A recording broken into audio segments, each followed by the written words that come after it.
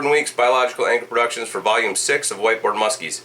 This is a fish that we caught at the end of our summer trip up in Canada on a little bit different type situation than I've shown before, but there's some similarities as well. So as you'll see here on the very far left, this is the mainland. There's a very flat rock that sticks off the end here. There's a little bit of a saddle to a rocky reef, a very shallow rocky reef that sticks off this small island. There's a saddle here which is impassable with a boat unless you want to smash it up. And then there's another thin island out here and then big water out this way. Classic musky spot on the Canadian Shield. And I hadn't fished it before this trip. When I showed up, we started over here. It was a calm day when I first fished it, and we immediately started seeing fish. And in fact, over the course of the week, there was what I figure was about 8 fish using this one piece of structure. We kept coming back under changes in conditions, and we ended up catching 4 of those fish. We caught a fish at spot B, C, D, and then the fish in this video, which is spot E, because I fished this area because the condition changed. So we had a thunderstorm come rolling in, the wind kicked up, I knew there was fish there, and then on top of that, when I'm in those perfect conditions and I know there are multiple fish in an area, I always keep expanding my search area. I don't necessarily pick up and run to another place, even though I know there might be other fish that are ready to bite. I've had very good luck just expanding my search area and catching fish in that same area, so I can, instead of using time running around with the boat, I actually keep my baits wet and encounter more fish. So I typically start out with the boat over here, and in the summertime the wind is prevailingly out of the south or southwest. So it's always hitting this side of the island. My experience tells me that most of the active fish are going to be on this side, and they were. But what happens in these situations when the wind starts blowing through, they create eddies on this side of the island. So there'll be an eddy here, and there'll be an eddy here.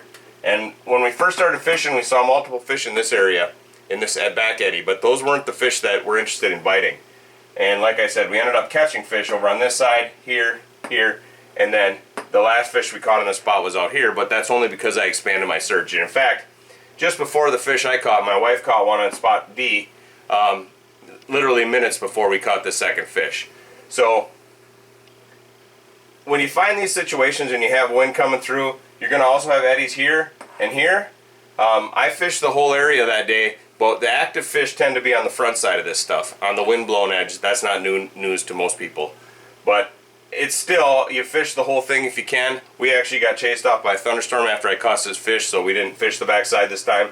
But in other instances, we did fish the whole thing, and we had follows all the way around the string islands. It just kind of gets to the point where you need to focus when the wind's hitting and the conditions are right, so that you can maximize the chances of catching those fish. I want to also announce, a very important announcement, I found an 18-pack of dry erase markers so I can use more colors in the future. I know you're all thrilled about that. I want to thank everybody for watching. I want to thank all my new subscribers. If you have any suggestions or things you want to see, please let me know. I hope you enjoy the video.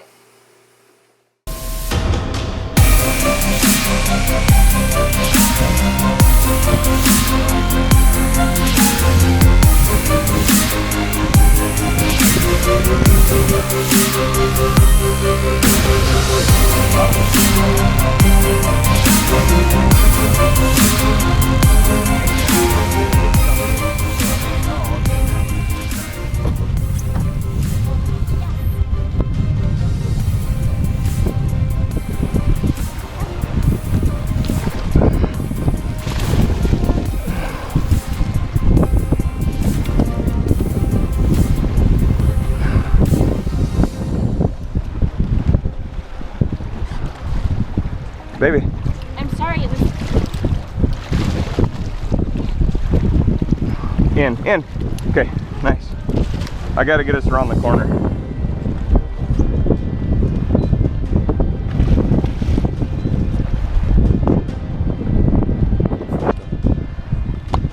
Oh, B52.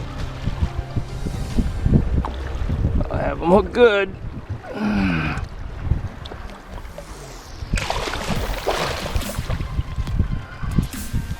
I would unhook them if I had the hook instead of the net.